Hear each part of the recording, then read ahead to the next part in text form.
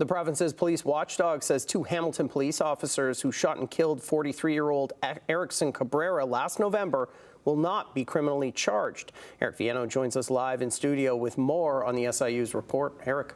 Matt, the Special Investigations Unit released a detailed report today explaining how Kabera had been holding a replica handgun, which officers mistook for a real firearm.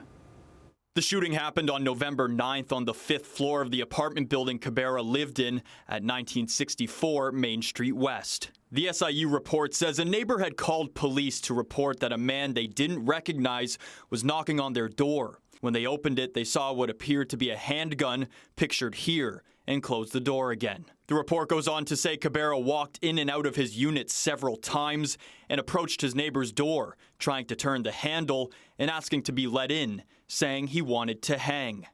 SIU released a map of the apartment hallway. According to the report, officers arrived just before 5 in the afternoon. When they got to the 5th floor, they called out to Kabera. He went into his apartment and locked the door. The officers then talked to the neighbor who told them what had happened and described the gun.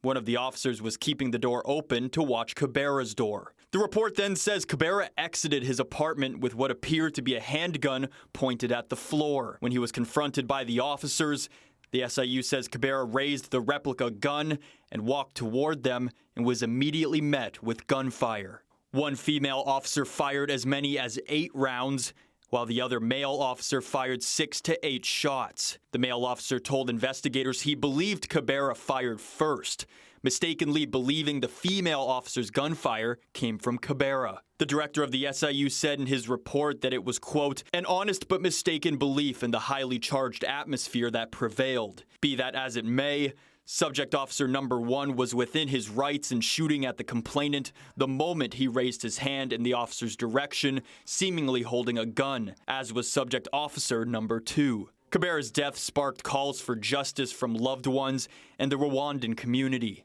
A large vigil was held at City Hall shortly after. Kabera's family released a statement today through a lawyer that read, "The family is disappointed with the findings of the investigation. Erixon was loved by many and is deeply missed by his family, friends, and his community, both in Canada and Rwanda. The family is reviewing the report and considering their legal options."